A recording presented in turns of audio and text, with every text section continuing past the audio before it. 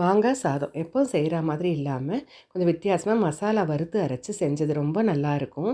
இதுக்கு ஒரு பச்சை மாங்காய் கழுவிட்டு தோல் கட்டியாக இருக்குன்னா எடுத்துட்டு துருவி எடுத்துக்கோங்க. இப்போ ஒரு பேனில் 1 ஸ்பூன் எண்ணெய் விட்டுட்டு ஒரு 1/2 ஸ்பூன் மிளகு, 1 ஸ்பூன் ஜீரகம், 1/4 ஸ்பூன் வெந்தயம் லோ ஃப்ளேமில் வறுத்துக்கோங்க. அப்புறம் 1 ஸ்பூன் வெள்ளை எள்ளும் சேர்த்துட்டு அது வெடிக்க ஆரம்பித்த உடனே 10லேருந்து 12 மிளகா வத்தல், காரம் இல்லாத மிளகா வத்தல் சேர்த்துக்கேன் கலருக்காக.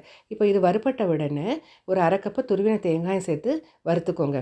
தேங்காயோட ஈரப்பதம் எல்லாம் போகணும். இப்போ இதெல்லாம் ஆற வச்சுட்டு மிக்ஸி ஜாரில் சேர்த்துட்டு 2 சுற்றிட்டு கொஞ்சமாக தண்ணி விட்டு நல்லா விழுதாக அரைச்சி எடுத்துக்கோங்க. இப்போ ஒரு பேனில் 2லேருந்து 3 டேபிள் ஸ்பூன் நல்லெண்ணெய் விட்டுட்டு கடுகு, உளுத்தம்பருப்பு, வேர்க்கடலை வறுபட்ட உடனே கருவேப்பிலையும் சேர்த்துக்கோங்க. அப்புறம் அரைச்ச விழுதியும் சேர்த்துட்டு லோ ஃப்ளேமில் நல்லா கிளறி விட்டு கொடுங்க கைவிடாமல். இப்போ இதுக்கு தேவையான அளவு உப்பையும் சேர்த்துட்டு நல்லா மிக்ஸ் பண்ணிக்கோங்க. எண்ணெய் பத்தலைன்னா கொஞ்சம் கூட சேர்த்துக்கோங்க. எண்ணெய் நல்லா நிறைய இருந்தால் நல்லாயிருக்கும். இப்போ இந்த மாதிரி எண்ணெய் பிரிஞ்சு வரும்போது துருவி வச்ச இந்த மாங்காயும் சேர்த்துட்டு நல்லா கலந்து விட்டுருங்க.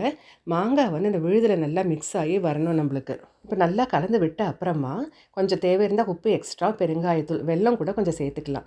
நல்லா கலந்து விட்டுருங்க. இப்போ எண்ணெய் பிரிஞ்சு இது மாதிரி வரும்போது அடுப்பை ஆஃப் பண்ணிடலாம். உங்களுக்கு இந்த விழுதை ஃப்ரிட்ஜில் ஸ்டோர் பண்ணிக்கலாம் ஒரு வாரம் இல்லை 2 வாரம். இப்போ தேவையான அளவு விழுதில் நம்ம வேக வச்ச சாதத்தை போட்டு நல்லா மிக்ஸ் பண்ணிட்டீங்கன்னா சுவையான மாங்காய் சாதம் ரெடி. ட்ரை பண்ணி பாருங்கள் இந்த மாதிரி.